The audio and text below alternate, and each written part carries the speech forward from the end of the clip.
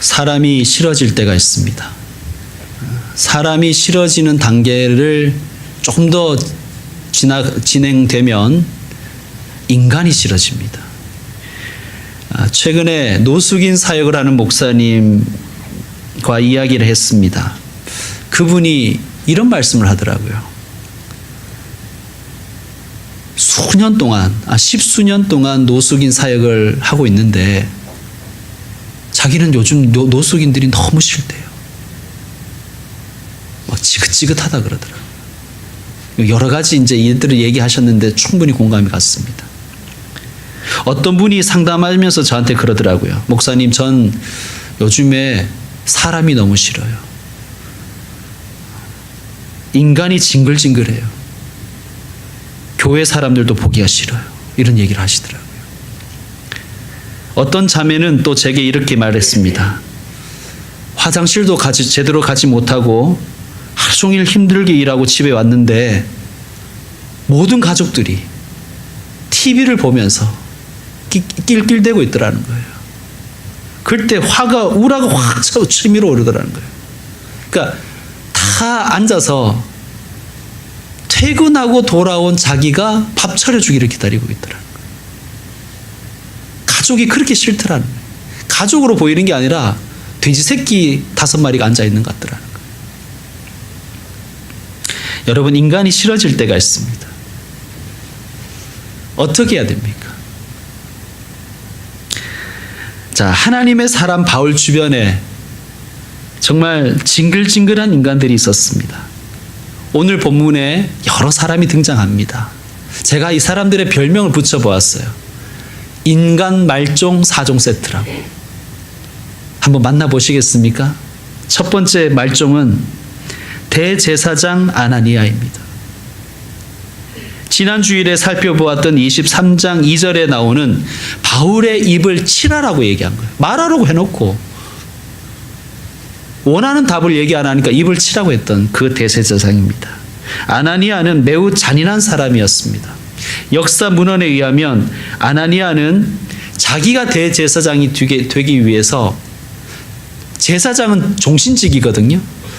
전임 대제사장을 청부살인한 사람입니다. 간접살인한 사람이에요.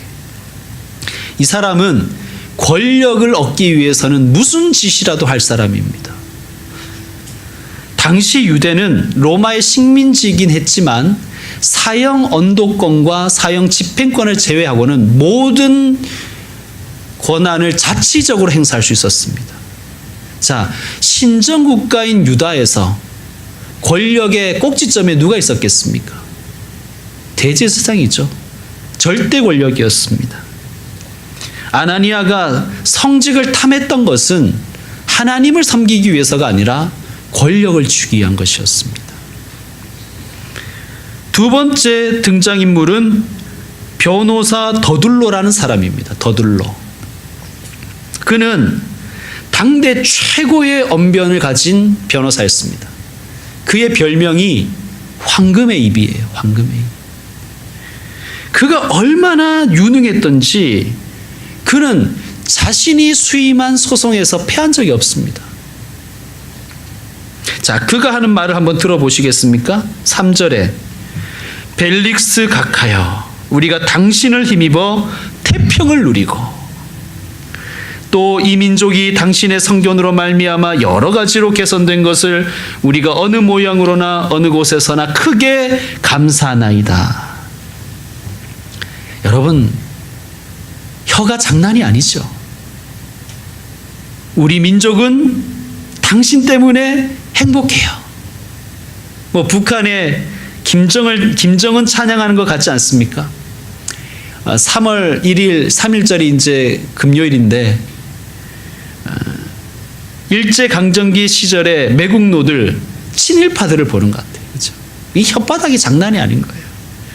우리가 당신을 힘입어 태평을 누리고 우리 민족이 당신의 선견으로 말미암아 여러 가지로 개선된 것을 우리 모두가 어느 곳에서나 언제나 감사합니다.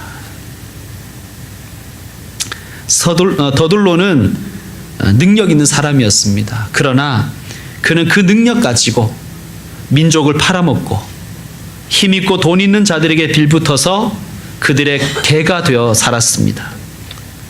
그는 그의 능력을 오직 자신의 출세를 위해서 살아간 사람이에요. 세 번째 인간 말종은 총독 벨릭스입니다. 이 당시의 로마 황제는 글라우디오였어요. 글라우디오는 로마 역사상 가장 포악하고 가장 괴팍스러운 성격을 가진 황제였습니다. 글라우디오에게는 쌍둥이 노예가 둘이 있었습니다. 두 명의 쌍둥이 노예가 있었는데 그 이름이 팔라스와 우리가 지금 살펴보는 벨릭스입니다. 그러니까 벨릭스는 사실 노예 출신이었다는 거예요. 그런데 벨릭스의 형인 이 팔라스가 어릴 적부터 글라우디오의 아주 친한, 어릴 적부터 친한 악동 친구였습니다.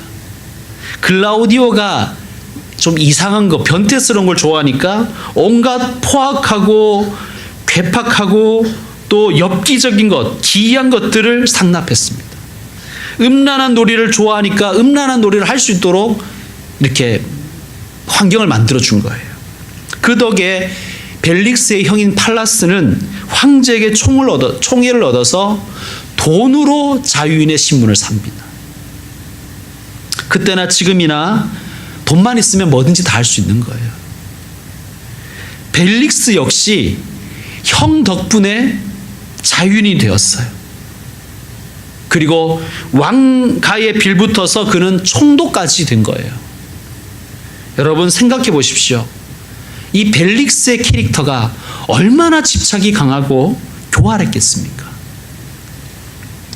이 형제는, 특히 벨릭스는 돈이면 뭐든지 다 할 수 있다고 생각하는 사람이었습니다. 자, 26절 한번 보시죠. 26절. 동시에 또 바울에게서 돈을 받을까 바라는 고로 더 자주 불러 같이 이야기하더라. 벨릭스가 바울과 접견하는 걸 좋아했어요. 근데 의도가 뭐라고요? 돈을 좀 받을까 해서.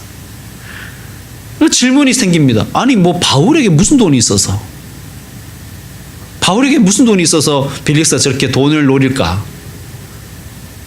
자, 17절을 한번 보시죠. 바울이 이런 말을 합니다. 17절. 여러 해 만에 내가 내 민족을 구제할 것과 재물을 가지고 와서. 이게 무슨 일이 있었냐면 당시에 유다에 큰 기근이 있었습니다. 그래서 바울이 예루살렘으로 오기 전에 자연재해로 인해서 고통받고 있는 예루살렘 교회와 동족들을 돕기 위해서 유럽과 아시아에 있는 교회들을 에게서 많은 구제연금을 받아서 가지고 온 거예요. 내 민족을 구제할 것과 재물을 가지고 와서, 여러분 금액이 얼마인지 모르지만 뭐 소액 가지고 민족을 구제할 것이라고 얘기하겠습니까? 상당한 그 금액을 가지고 온 것 같아요. 이 얘기를 벨릭스가 듣고 얼마나 솔깃했겠어요. 자, 10절을 보시면 이 사람의 캐릭터는 말하기도 귀찮아가지고 머리로 까딱 이렇게 지시하는 사람이에요. 말해 이거죠. 말해봐. 이런 사람이에요. 이 사람이 바울을 수차례 만나서 접견하는 거예요. 왜? 돈 좀 받을까 봐. 그러니까 바울이 돈 얘기하니까 눈이 확 뒤집어진 거예요. 아, 이놈 봐라. 생긴 것은 꽤 세세한데 돈은 좀 있나 보네. 민족을 구제할 돈이라. 벨릭스는 돈에 대한 집착이 아주 강한 사람입니다. 그래서 그가 누구를 도와준다는 돈, 남을 도와준다는 그런 돈, 심지어 헌금마저도 탐내는 사람이었습니다. 네 번째 등장인물은 여성입니다. 벨릭스의 아내 유대 여자 드루실라. 예수님께서 태어나셨을 때의 유다의 왕은 헤롯이었죠. 그건 헤롯 대왕입니다. 헤롯 더 그레이트. 지난 성탄절날 우리 초등부가 선극을 했는데 윤비가 맡은 역할이 헤롯 대왕이지요. 헤롯 대왕에게는 여러 아들이 있었는데 그 중에 한 아들이 헤롯 안티파스. 성경에 나오는 이름으로는 헤롯 안디바입니다. 세례 요한을 죽인 사람이죠. 이 헤롯 안디바에게 자녀가 셋이 있었는데 딸이 둘이고 아들이 하나였습니다. 두 딸의 이름이 버니게와 드루실라입니다. 그러니까 드루실라는 헤롯 대왕의 손녀예요. 그런데 이 드루실라가 한 미모했나 봅니다. 요즘 우리 한국에서 제일 이쁘다고 하는 사람이 누구예요? 아이린? 네, 잘 모르겠습니다. 어쨌든 당시에 유다의 이영애 정도 된 것 같아요. 자, 이 드루실라가 자신의 미모를 무기로 원래는 시리아 왕과 결혼했어요. 그런데 얼마 후에 이혼을 합니다. 그리고 오늘 본문에 나오는 총독 벨릭스와 결혼을 합니다. 드루실라는 야망이 아주 큰 여자였어요. 야망이 큰 드루실라에게 시리아 왕은 눈에 차지 않는 거예요. 그러니까 이혼을 당한 것이 아니라 사실상 시리아 왕을 차버린 거예요. 한 역사가는 이렇게 기록했습니다. 벨릭스는 돈으로 드루실라의 얼굴을 샀고 드루실라는 얼굴을 팔아 벨릭스의 힘을 샀다. 결혼도 아니지요. 거래입니다. 근데 결국 이 여자는 부도덕하게 살다가 베스비우스 화산 폭발 때 용암에 덮여 죽었다고 그렇게 되어 있습니다. 벨릭스와 드루실라, 한 쌍의 바퀴벌레 같은 커플입니다. 남편은 오직 돈, 부인은 오직 야망. 자, 여러분 오늘 바울 주변에 있는 인간 말종 4종 세트 어떻습니까? 아나니아, 더둘로, 벨릭스, 드루실라. 사는 목적이 오직 돈, 권력, 명예, 출세, 야망인 자들이 지금 바울을 둘러싸고 있어요. 그들의 눈에는 하나님도 없고 사람도 없어요. 근데 문제는 이 사람들을 상대하지 않고 살아가면 아무 문제가 없지요. 그런데 지금 이 사람 이 4명은 높은 권력의 자리에 앉아서 바울을 재판하고 있고 하나님의 사람인 바울은 낮은 자리에 처하여 그들의 심판을 받고 있는 피할래야 피할 수 없는 상황입니다. 얼마나 모순된 현실입니까? 여러분 우리도 살다 보면 사람이 싫어질 때가 있어요. 근데 더 큰 문제는 그 인간을 계속 상대해야 된다는 거예요. 그런데 평등한 위치도 아니라 그 사람이 나보다 더 힘이 있는 자리에 있다는 것이, 그래서 내가 어떻게 할 수 없는, 나는 을이고 그 사람이 갑인 상황이 우리를 참으로 슬프게 합니다. 대통령께서 취임 연설에서 기회는 공평하게, 과정은 공정하게, 결과는 정의롭게 라는 말씀을 하셔서 많은 이들이 공감했습니다. 저도 고개를 끄덕였죠. 그런데 이 말은 우리 사회가 역설적으로 얼마나 불공평하고 얼마나 공정하지 못하고 정의롭지 못한가를 드러냅니다. 여러분 우리가 살아가는 이 사회가 그렇습니다.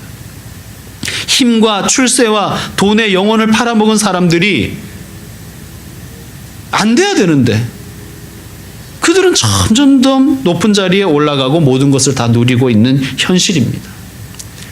예수님도 이러한 이 세상의 구조를 아셨는지 예수님이 이렇게 안타까워하셨어요. 내가 너희를, 제자들, 너희를 이 세상에 보내는 것이 양을 이리 가운데 보내는 것 같다 라고 예수님도 아파하셨습니다. 여러분 이런 세상에서 우리는 지금 살고 있습니다.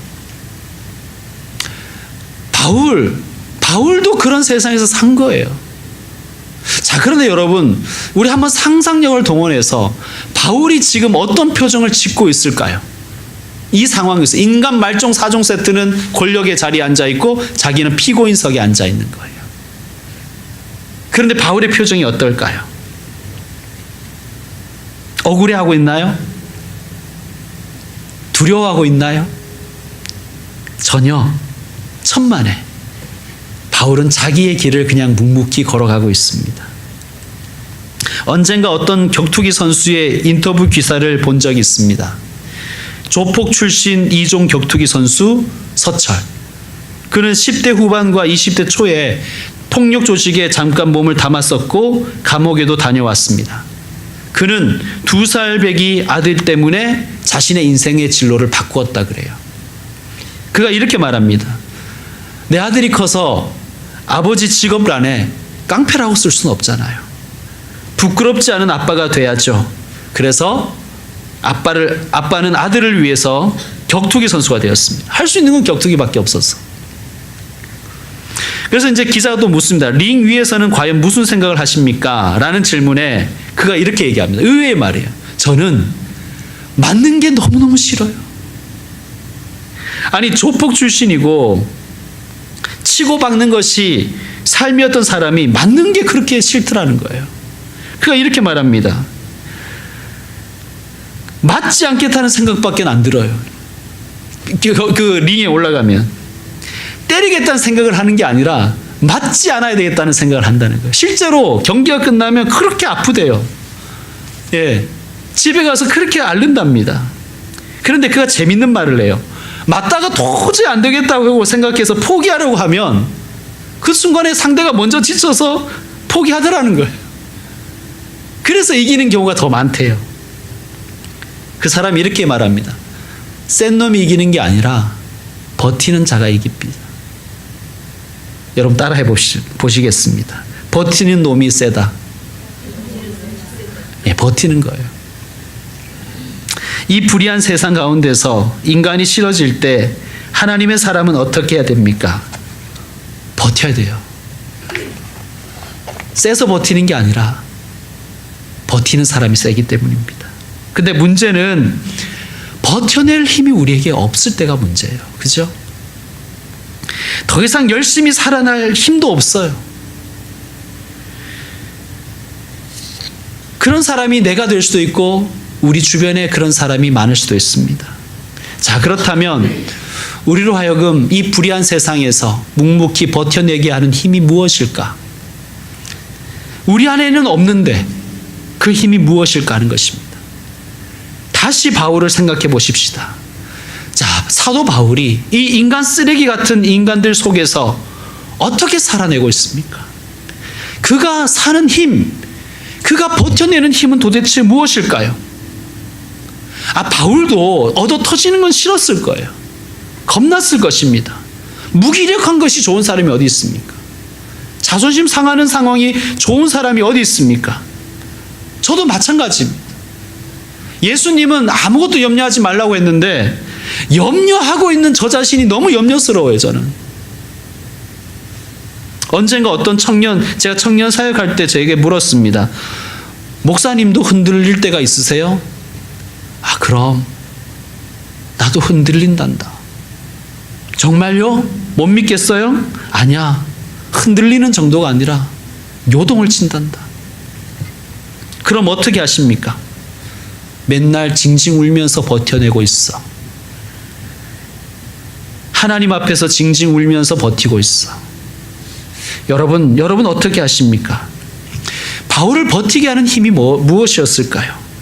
모순된 세상 속에서 하나님의 사람을 버티게 하는 힘이 무엇입니까? 십자가입니다. 예수님이십니다.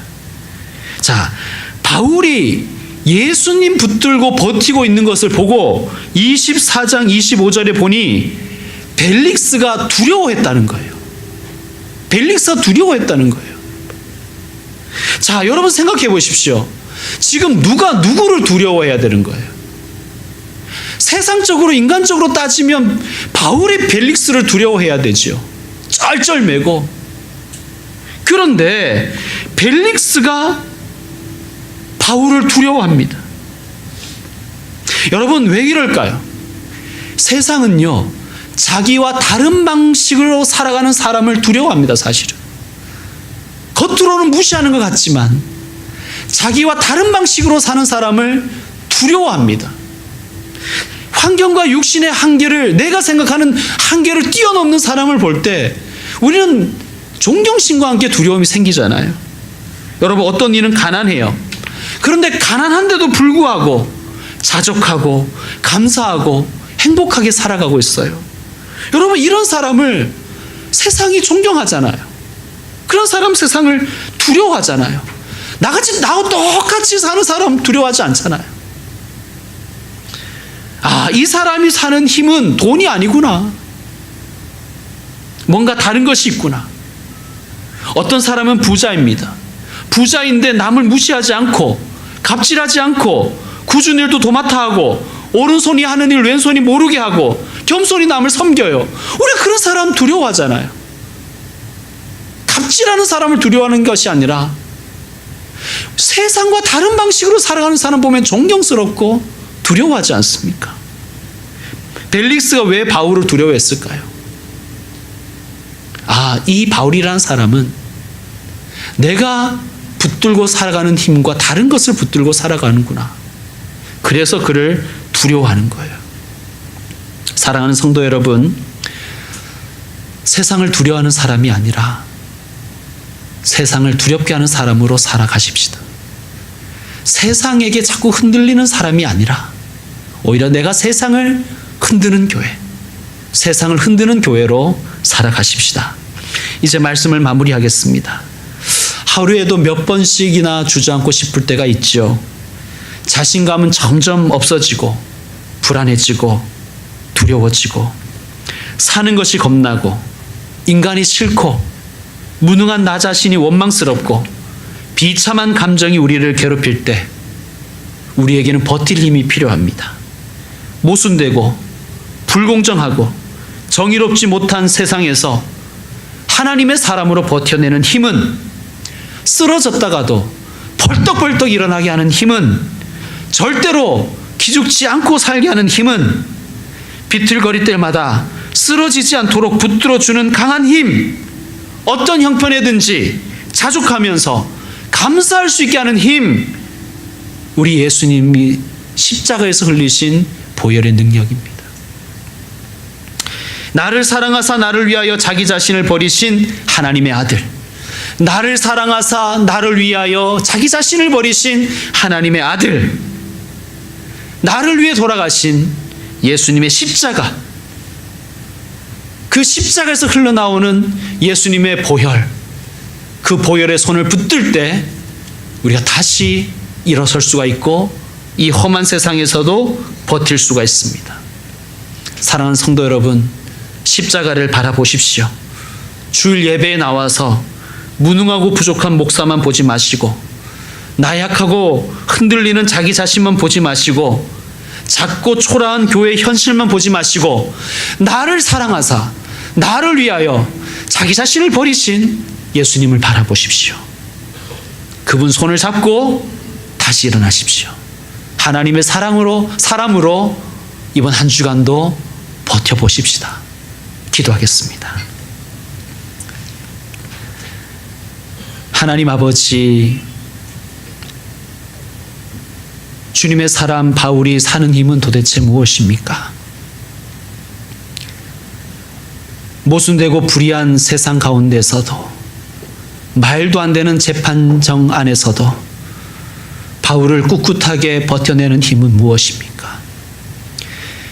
하나님, 이 힘은 우리에게 없는 힘입니다.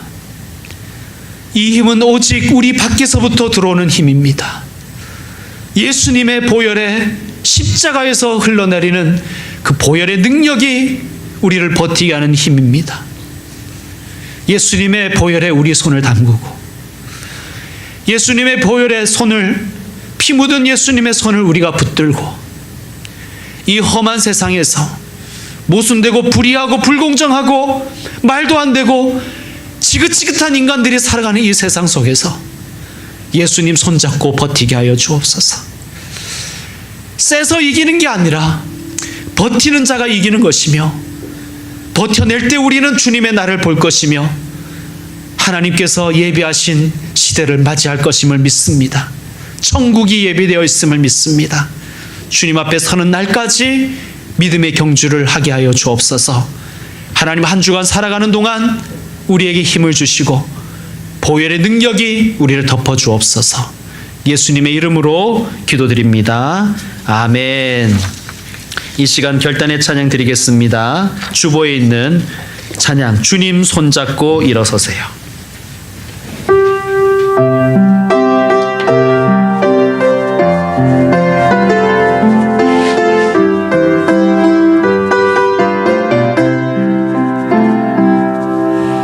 왜 나만 겪는 고난이냐고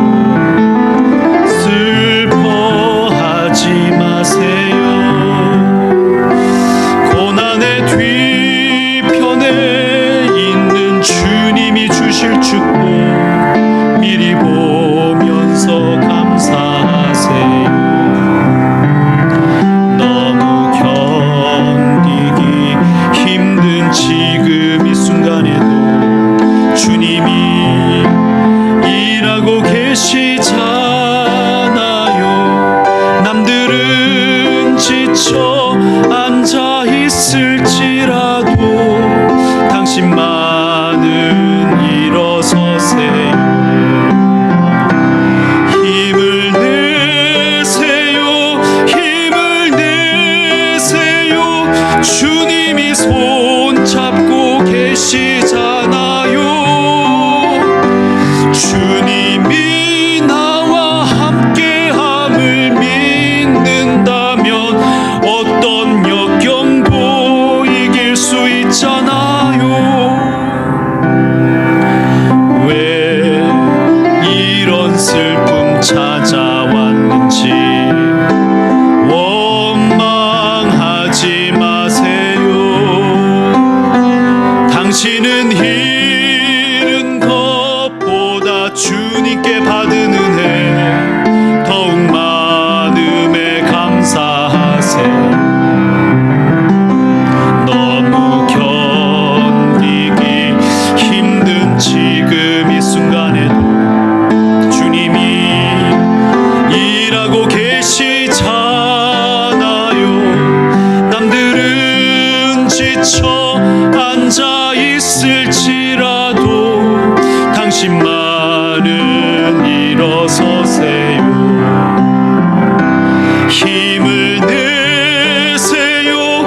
힘을 내세요. 주님이 손잡고 계시잖아요. 주님이 나와 함께함을 믿는다면 어떤 고난도 견딜 수 있잖아요. 힘을 내세요. 힘을 내세요. 힘을 내세요. 힘을 내세요. 주님이 손잡고 계시잖아요.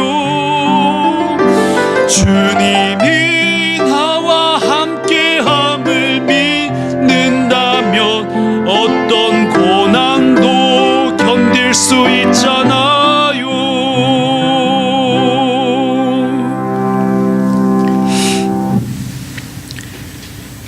우리 주 예수 그리스도의 은혜와 하나님의 무한하신 사랑과 성령님의 교통하심이